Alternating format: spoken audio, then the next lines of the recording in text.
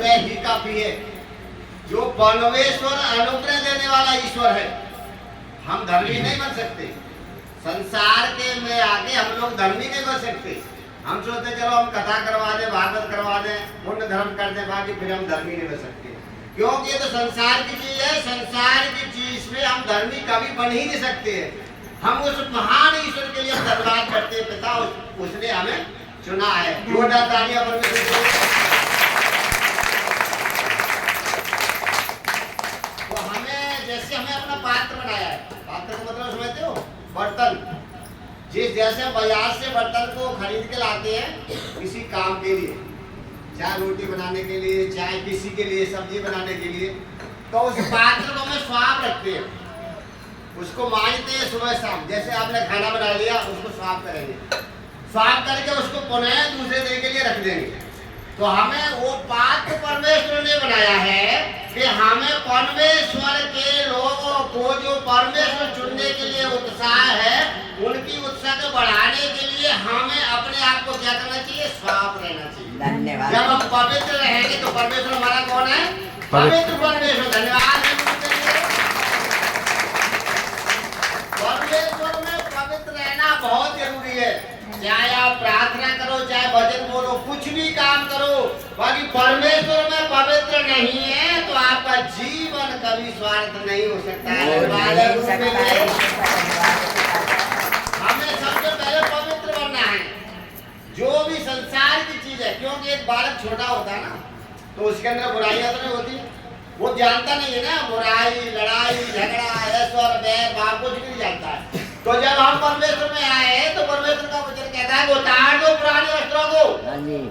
जो अपने पुराने विचार है, पुरानी भावना है, पुराना चाल चलना है, उसको क्या करना चाहिए? उतारना चाहिए। हमें सौंप दो, परमेश्वर ये हमारे काम का नहीं है। तो वैसे भी संसार है वो नाशवर है। संसार की कोई भी वस्तु तुम्हारे साथ नहीं जाएगी, नहीं जाएगी। परमेश्वर का वचन है, वो सामर्थ्य है। धन्यवाद है गुरु के लिए। हमेशा परमेश्वर के अनुग्रह से लोग कहते हैं हमारे जीवन में काम नहीं हो रहा है, हम प्रार्थना भी कर रहे हैं, विनती भी कर रहे हैं, सत्संग में जा रहे हैं, जब तक उस परमेश्वर का अनुग्रह नहीं है तब तक जीवन में काम नहीं हो सकता। धन्यवाद है गुरु के लिए। तो हमें उसके अनुग्रह के लिए चिंतन करना चाहिए, क्योंकि मन है ना, ये मन बड़ा दुष्ट है। अगर 1 मिनट में काम हो गया ना तो उसकी हमने गवाही दे दी। गवाही का मतलब क्या होता है?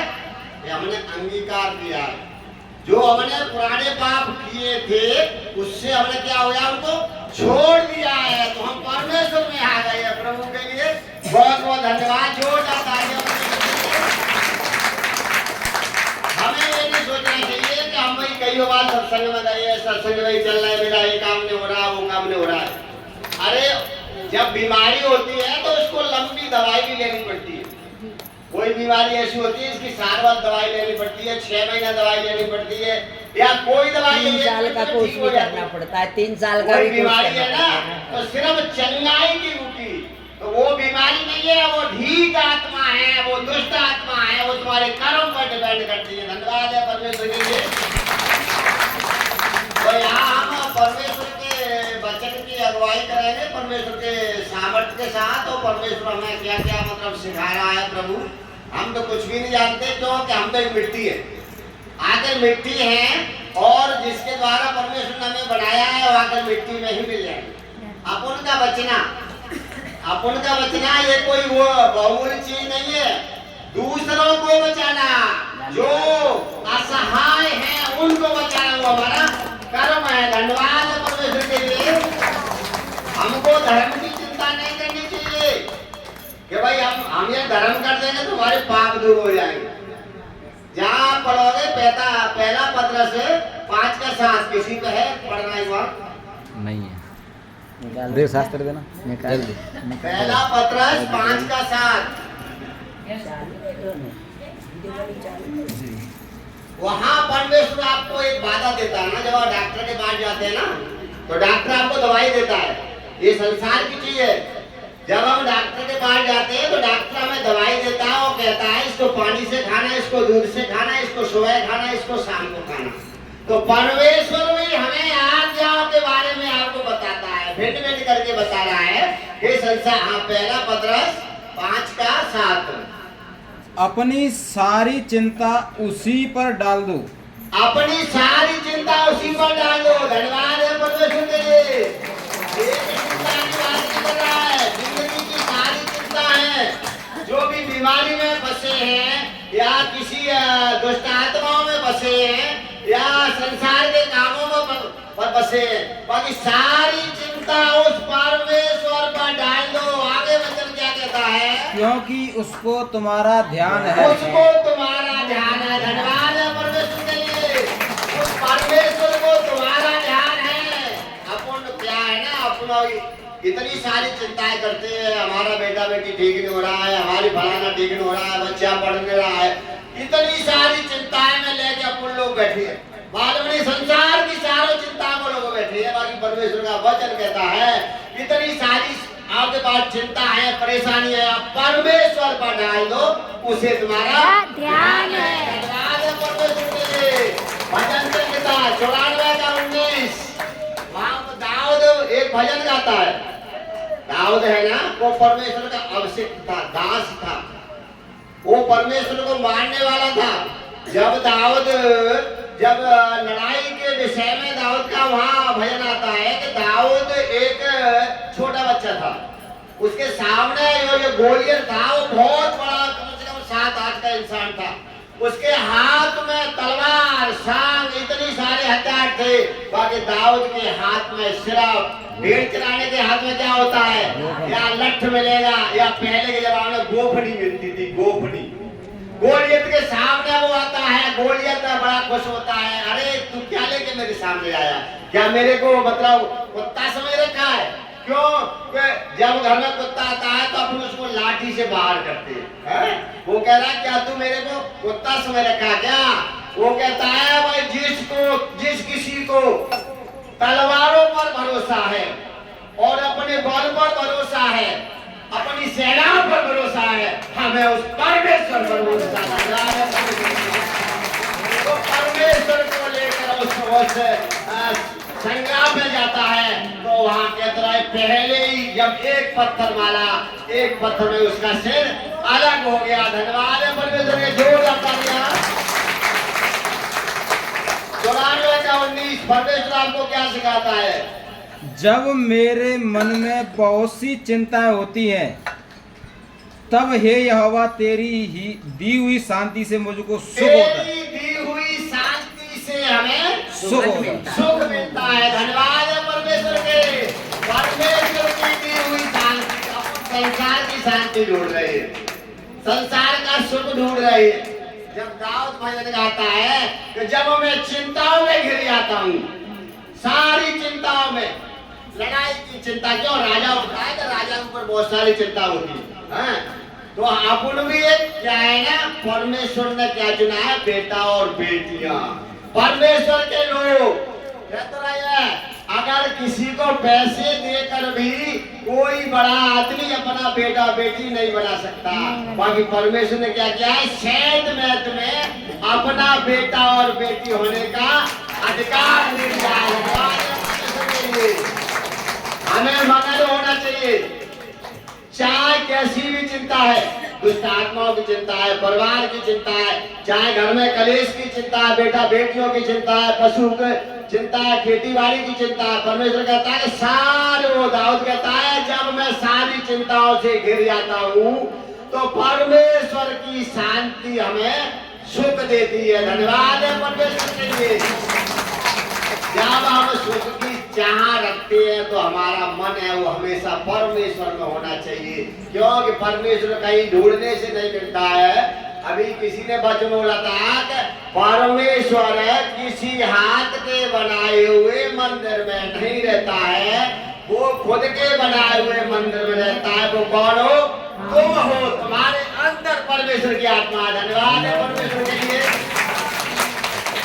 हमें उस महान गुरु के लिए, महान अनुग्रहकारी ईश्वर के लिए हमें उसकी अवहेलना नहीं करना चाहिए, बुराई नहीं करना चाहिए कि हम सत्संग में चल रहे हैं, हमारा काम नहीं हो रहा है। भाई अपने कर्म को तो पहचानो, कर्म प्रधान विश्व कर राखा, और जो जैसा कर रहे सो तस फल चाखा। क्यों? वो भुगतना पड़ेगा। बाकी परमेश्वर का अनुग्रह जब आपके ऊपर उतरेगा तो उसको भुगतने के लिए आपको कोई परेशानी नहीं पड़ेगी। धन्यवाद है परमेश्वर के लिए।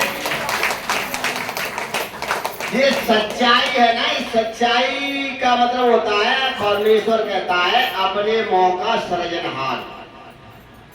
क्योंकि परमेश्वर ने शब्दों के द्वारा पृथ्वी और आकाश को बनाया है, सारी सृष्टि को बनाया है। और हमें जो इंसान है तो परमेश्वर ने अपने हाथ से बनाया है, हाथ से रचा हुआ है। जब कोई अब चाहे घर बनाओ या कुछ भी बनाओ तो जब आप उसके सृजनहार हो उसको 10 बार देखते हो, भाई खराब तो नहीं हो गया, इधर खराब तो नहीं है, भाई ये सही चल रहा है कि नहीं चल रहा है। बाकी वो भी आपको ऐसे ही निहारता है जैसे अपना संसार का सृजनहार अपनी वस्तु को, हाथ की बनाई हुई वस्तु को देखता है। परमेश्वर को भी आपका ध्यान है। धन्यवाद है परमेश्वर के लिए। हमें अपनी चिंताओं पर मनन करना चाहिए, हमें अपनी चाल चलन पर मनन करना चाहिए, हमें अपने ध्यान पर भी मनन करना चाहिए और बुद्धि के द्वारा प्रार्थना करनी चाहिए। क्योंकि परमेश्वर ने एक बुद्धि दी है। जैसे सिम कार्ड में मेमोरी कार्ड पड़ जाता है ना फोन में, तो उसमें देखो फोन में अलग भरा जा रहा है और आपका मेमोरी कार्ड में अलग भरा जा रहा है। तो बुद्धि से परमेश्वर की प्रार्थना करना है। ये नहीं है कि मन कहीं भैंसों पाँव में लगा है, कहीं दूसरी जगह लगा है तो हम लोग प्रार्थना करें जा रहे हैं। क्योंकि मौका सृजनहार परमेश्वर है। जब आपका बेटा बेटी घर पर रहते हैं, कोई बर्तन गिरा दे या कुछ गलत काम कर दे तो आप उसको डांटते हो, नहीं बहना, और डांटना नहीं चाहिए, डांटना नहीं चाहिए। परमेश्वर कहता है कि सारी चिंताओं को आप परमेश्वर में डाल दो, उसे तुम्हारा ध्यान है। गलती तो हर एक इंसान करता है, जो जिस इंसान है वो गलती का पुतला है। पर उस गलती को मानना चाहिए, प्रभु हमने गलती करी है। ये गवाहियां हैं, ये क्या है? परमेश्वर आपके जीवन में गवाहियां बना रहा है। क्यों बना रहा है? आपको सुधारने के लिए। जब आपका विश्वास ही नहीं है परमेश्वर में तो परमेश्वर आपके जीवन में काम कर ही नहीं सकता। धन्यवाद है परमेश्वर के लिए। हमें विश्वास के अधीन होना चाहिए।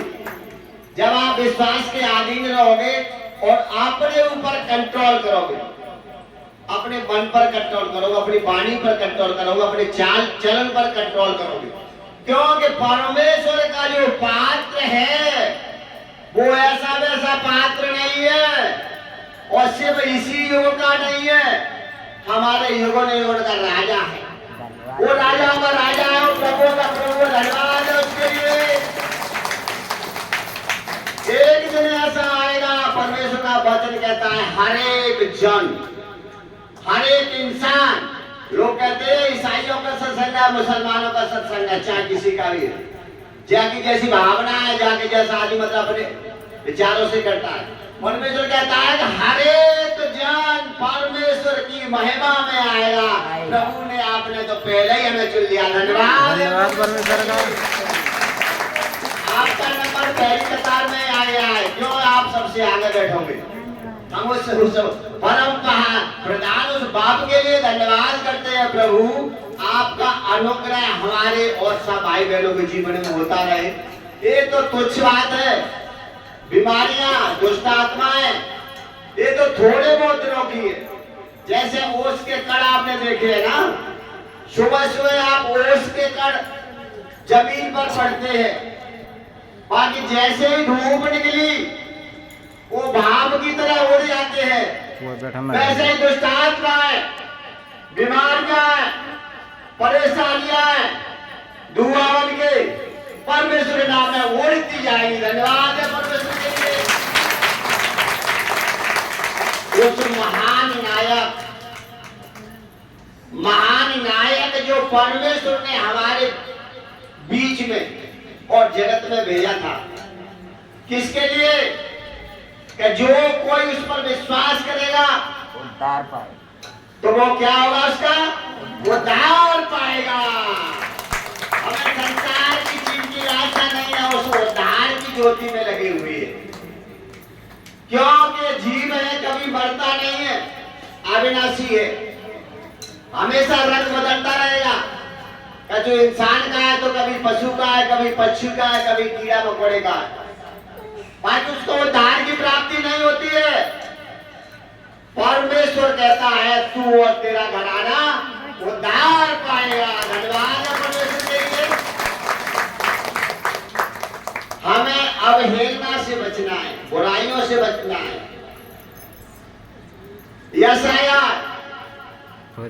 यशाया 45 का 9 पढ़ोगे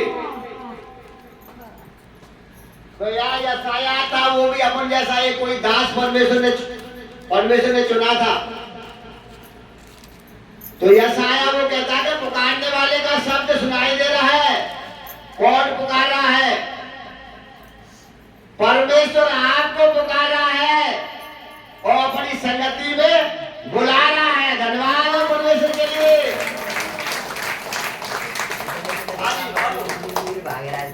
हाय उस पर जो अपने रचने वाले से झगड़ता है, वह तो मिट्टी के ठीकरे से में से एक ठीकरा ही है। धन्यवाद है परमेश्वर के लिए।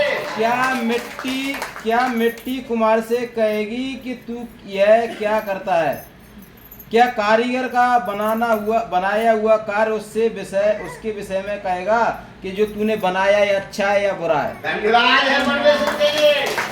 हाय का मतलब होता है जैसे दूसरे का जवाब देना, दूसरे को कहना बुराइयों के साथ, वैसे नहीं है। हाय है वो घमंड के साथ कहता है।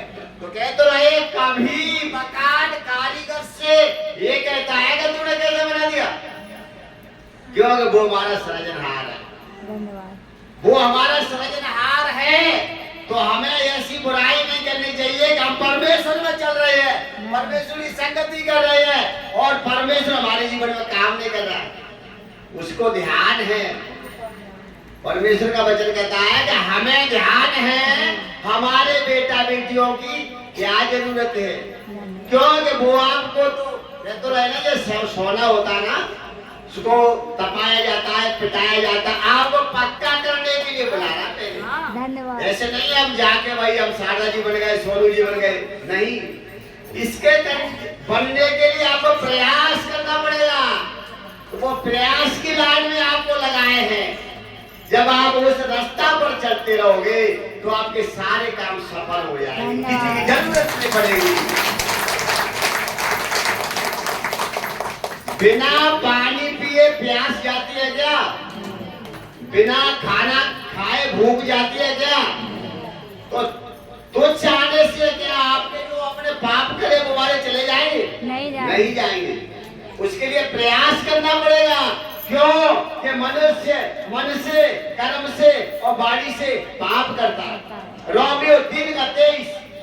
धन्यवाद है परमेश्वर के लिए।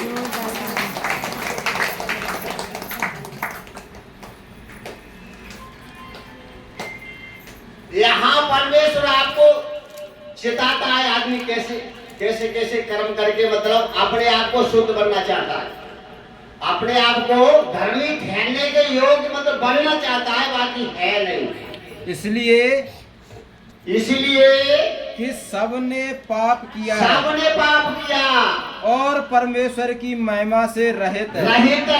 परमेश्वर की महिमा से रहित है। क्यों? पाप से हमारा जन्म हुआ और पाप कर्मों में अभी तक चल रहे हैं, पाप करते आए और पाप करते जाएंगे। हम चले गए, हमारे पूर्वज चले गए, हम चले गए, हमारे पुरखा चले गए।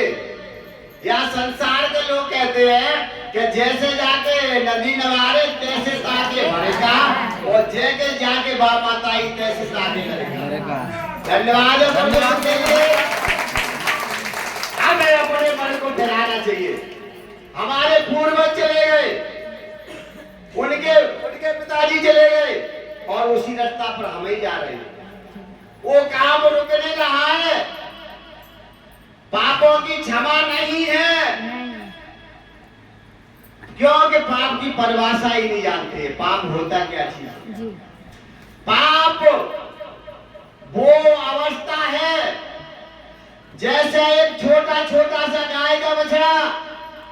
उसको मोटी मोटी रस्सियों से बांध दिया जाए तो कभी वो अपने माँ के पास नहीं जा सकता। जब तक उसकी माँ नहीं आती है उस बछड़े के पास, तब तक बछड़ा माँ से मिल नहीं सकता। धन्यवाद है परमेश्वर के लिए, हमारी बहुत तगड़ी मोटी रस्सियों से बंधे है। भाई हमने फलाने देवता की पूजा न करी तो काम खराब हो। धन्यवाद। मैंने कहीं महावीर को रोड पर चढ़ाओ तो मालूम नहीं कहा हो। अपनी मन की वासनाओं में इस तरह से कूट कूट के भरे हैं कि अपने आप को हम भूल रहे हैं भाई हम है कौन। धन्यवाद। जीव इस जगत में आया है परमेश्वर की प्राप्ति के लिए, परमेश्वर की शांति को पाने के लिए। क्योंकि तुलसी बाबा ने लिखा है कि बड़े भाग्य मानस तन पावा। शांति हजारों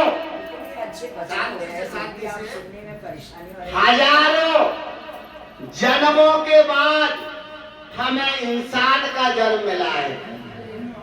हम उसको बुराइयों में खो रहे हैं, हम उसके गंदे कामों में खो रहे हैं। धन्यवाद।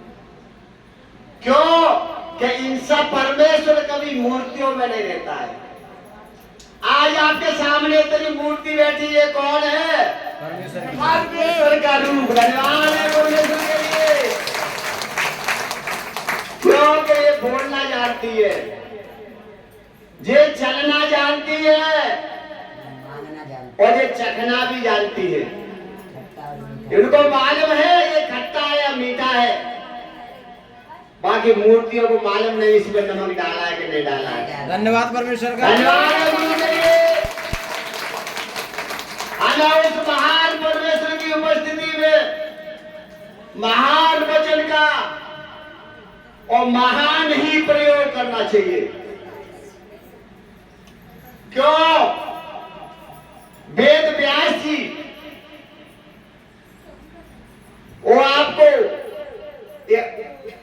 अथर्ववेद के 40वें मंडल में लोगों को अज्ञात कराते हैं कि जो जीव परमेश्वर के अनुग्रह से उस महान आत्मा की प्राप्ति कर सकता है, अन्यथा किसी भी कार्य से, दिखावटी कार्य से कभी इस जीव की उद्धार नहीं हो सकता है। धन्यवाद। धन्यवाद है महान परमेश्वर के लिए, जो महान वचन परमेश्वर ने लोगों के उद्धार के लिए पवित्र शास्त्र में नबियों के द्वारा हम लोगों के बीच में वचनों के द्वारा परमेश्वर से बात करते।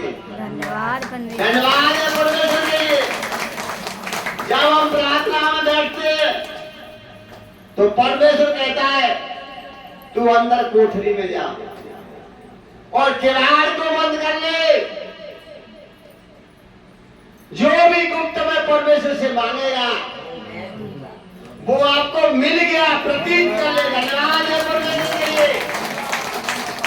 हम आज प्रभु के वचन में आए हैं, परमेश्वर की उपस्थिति में आए हैं। लोग कहेंगे परमेश्वर की उपस्थिति कैसी है? धन्यवाद। परमेश्वर का वचन कहता है यहाँ 2 से लेकर 4 लोग परमेश्वर की विनती प्रार्थना करते हैं, परमेश्वर की महिमा करते हैं, परमेश्वर वहां पर स्वयं होता है। धन्यवाद है परमेश्वर के लिए।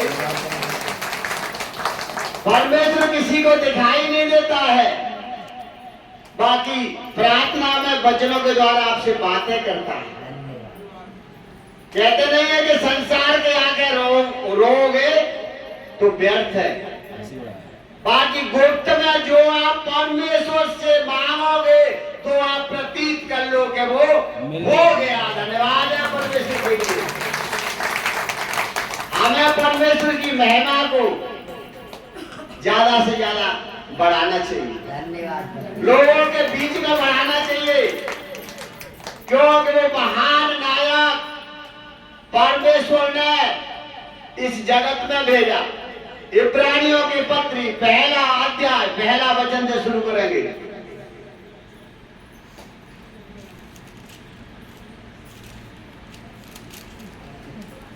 पूर्व युग में भी आप लोगों से बातें करी। पूर्व वचन क्या कह रहा है? पूर्व युग में, पूर्व युग में, आज की बात नहीं है। सतयुग, त्रेता, द्वापर और कलयुग अपन चौथे चरण में बैठे हैं। पहले के युग में आगे परमेश्वर ने बाप दादाओं से थोड़ा थोड़ा करके और भांति भांति से भविष्य वक्ताओं के द्वारा बातें की। एक मिनट, पूर्व युग में हम किसी की बुराई नहीं करते, समझने की कोशिश करो। पूर्व युग में, सतयुग में अभी यार बामन भगवान का अवतार है। त्रेता युग में रामचंद्र जी का अवतार है। द्वापर में केशव जी का अवतार है। ये भी परमेश्वर के भेजे हुए थे। ये भी परमेश्वर के भेजे हुए थे। आज में वचन, अंत के दिनों में वचन क्या कह रहा है आपको?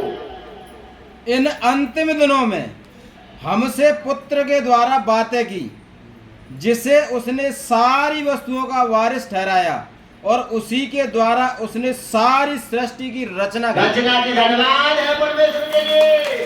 अंत के दिनों में समय निकट है।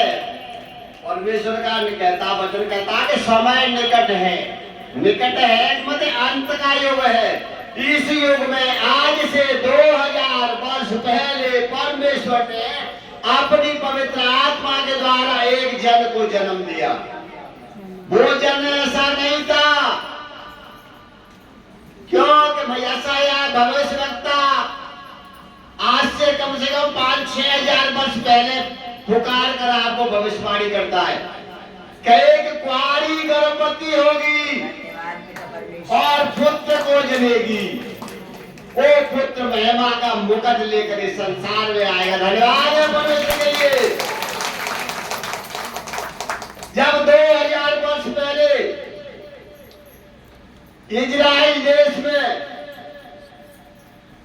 माता मरियम के जब उसकी शादी नहीं हुई थी, एक कुंवारी थी, परमेश्वर का स्वर्गदूत, संसार के डॉक्टर नहीं, परमेश्वर का स्वर्गदूत आकर खड़ा होकर मरियम से कहता है कि परमेश्वर का अनुग्रह तुम्हारे अंदर आने वाला है, तू एक पुत्र जनेगी।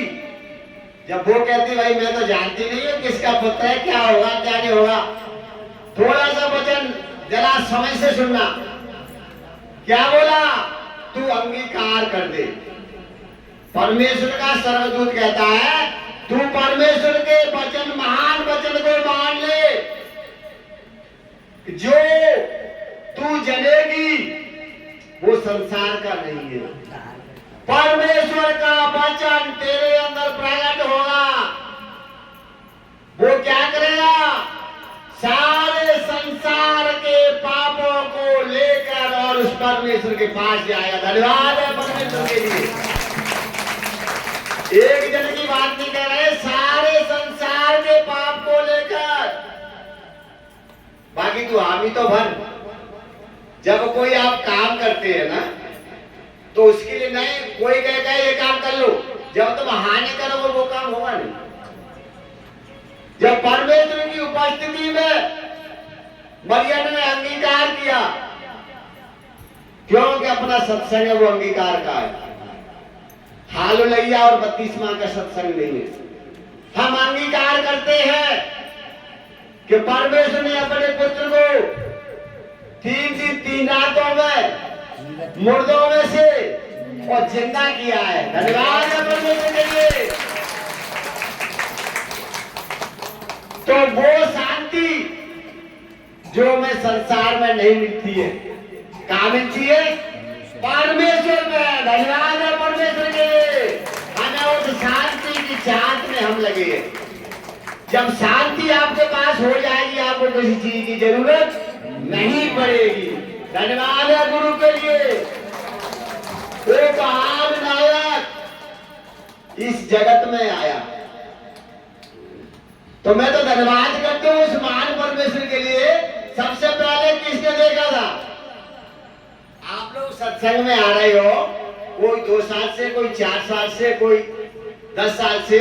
सबसे पहले परमेश्वर के पुत्र के दर्शन किसने करे थे? गडरियों ने बगीर गडरियों ने, जो झुंड लगाकर भेड़े की रखवाली करते थे। वो गडरियों को चुना है परमेश्वर ने। धन्यवाद परमेश्वर के लिए। क्यों? ये महान नायक भजन भी ये कहता है कि यीशु है पक्का गडरिया। नहीं, आप गडरिया कहते हो, बगेले कहते हैं, जो कहने लगे हैं कि मुसलमान का है। नहीं, वो चीज तो नहीं भाई। अब उसको हम छुपा के ले काले या गडरिया है तो है, हम खा जाएंगे। हम ठाकुर बने, ठाकुर थोड़े बनेंगे भाई, हम तो है गडरिया। हम जिस बाप से पैदा है हम वही तो कहेंगे। अपने बाप को बाप बनाओ, अपने बाप से बाप बनाओ। परमेश्वर अनुग्रह दे रहा है आपको। मैं उस महान नायक के लिए बार बार धन्यवाद करता हूँ। प्रभु हमारे जीवन में आया है तो जैसे ही हमें बनाया है, अपने लोगों को परमेश्वर ने चुना है। संसार का कोई भी व्यक्ति उससे अछूता नहीं रहेगा। नहीं रहेगा। आज चाहे किसी भी धर्म में चल लो, जो महान नायक पवित्र आत्मा के रूप में परमेश्वर जन जन को बांट रहा है। एक हरियाणा में सभा हो रही थी, तो वहां हम लोग गए थे। तो वहां भक्त ने यही सिर्फ भजन गाया था कि बांटे वेद दवाई, अरे मोल को ले लो री बांटे वेद दवाई। तो वो दवाई परमेश्वर की दवाई है, जिसके नाम से तो सातवां भग रही है, जिसके नाम से बीमारियां ठीक हो रही है, और जिसके नाम से मनों को शांति मिलती है। धन्यवाद हम उस महान नायक के गुणगान को कभी भूलना नहीं चाहिए। माने कहीं हम तो हार को चले गए, प्रार्थना ना कर भाई, प्रार्थना तुम्हारे मन में है। धन्यवाद। चाहे खेत में हो, चाहे खलिहान में हो, चाहे संसार में हो, जब परमेश्वर का वचन आपके मुंह में होता है तो 24 घंटा प्रार्थना होती है। धन्यवाद है गुरु के लिए। अपने मन को हताश मत करो, हल्का मत करो। मन स्तर होना चाहिए कहीं भी है। जब कोई बीमार है तो उसको बहुत बड़ी बीमारी है, तो उसका मन है वो हताश हो जाता है। मालूम नहीं हम ठीक होंगे ये नहीं होंगे। बाकी परमेश्वर से ऐसा महान नायक है। तो यशायाह 45 का 19 पढ़ना है। वो सब कुछ देता है, बीमारी वही देता है, चंगाई भी देता है, बीमारी भी देता है। भाई आपको समझना चाहिए भाई बीमारी क्यों दे रहा है और चंगाई क्यों दे रहा है। धन्यवाद। 7 कौन सा? 45 का 7 वो हर कुछ देने वाला है। मैं परमेश्वर कह रहा है, परमेश्वर का वचन कह रहा है, मैं उजियाले का बनाने वाला, उजियाले का बनाने वाला। तुम्हारे जीवन में अभी तक अंधेरा था, तो आप परमेश्वर के वचन में आए तो आपको लाइट मिला, रोशनी मिली, फॉक्स मिला, जहाँ से आप देख सकते।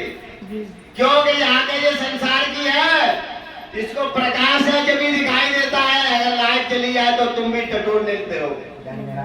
तो उस महान नायक के लिए क्या वचन में सिखाता है? मैं उजियाले का बनाने वाला और अंधियारे का सृजनहार हूँ। दोनों को चीज को बनाता है। एक मिनट दोनों चीज को बनाना है।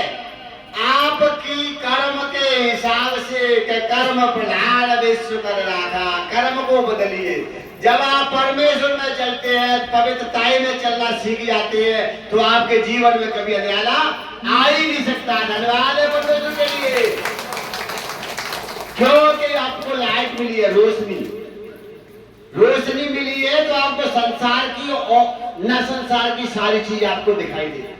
थोड़ा सा वचन, आप उत्पत्ति में जाइए, बोलना नहीं, उत्पत्ति में जाइए तो यहाँ शैतान उस हवा और उसको मतलब भटका रहा था। परमेश्वर ने कहा था कि इस पेड़ के फल नहीं खाना, बाकी सारी चीज तू खा लेना, इस पेड़ के नहीं खाना। उधर शैतान क्या कहता है कि परमेश्वर का जो सिंहासन है, जो उस पर परमेश्वर विराजमान है, अगर तू इस फल को खा लेगा तो तेरी आंखें खुल जाएंगी। धन्यवाद। दोनों तरीके से परमेश्वर कहता है इसको न खाना, और शैतान कह रहा तू उसको खा ले। ये तुम्हारे अंदर भावना गलत हो गई, हम सबके अंदर एक विचारों में फंस गए। क्यों कि भगत ने बोल दिया तो वही खोल है, और डॉक्टर ने बोल दिया तो बीमारी है। हम लोग फंस गए चक्कर में, भैया डॉक्टर हो जाए या भगत हो जाए। बाकी परमेश्वर हमें ये नहीं सिखाता है। वो कहता है परमेश्वर की अगर आप आज्ञा को मानोगे तो जीवन की सारी चीज आपके सामने आ जाएगी। धन्यवाद है परमेश्वर के लिए, आपके जीवन में प्रकट हो जाएगी। थोड़ा सा कष्ट आ गया तो हम लोग मुरझा गए, थोड़ा सा सुख आ गया तो हम फूला न समझे। एक मालिक का मकान बिका, एक व्यक्ति का मकान बिका नहीं है तो उससे पहले उसमें आग लग गई। मकान बिक रहा था और बेटा बेच रहा था, बाप दरवाजे पर बैठा था तो मकान में आग लग गई। जोर जोर से चिल्लाने लगा, हाय मैं तो लुट गया, मेरा मकान जल गया।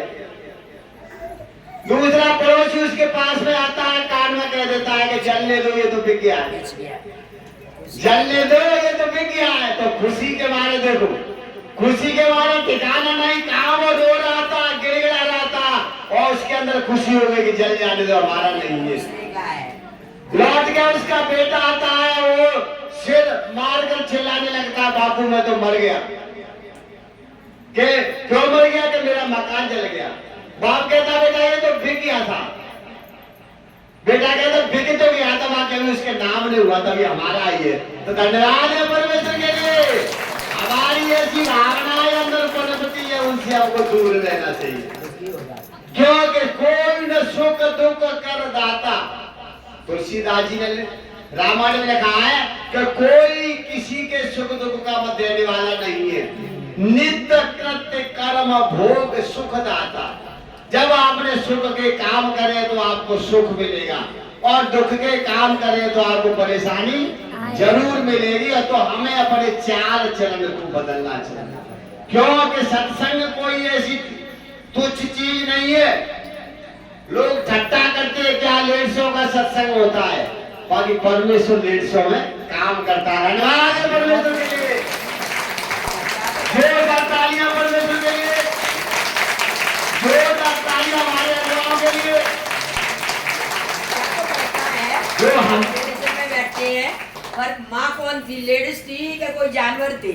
औरत है वो कौन है? माँ लेडीज ही है ना। हमारे वेद शास्त्र कहते हैं जब समुद्र का मंथन हुआ था तो उसमें लक्ष्मी निकली थी।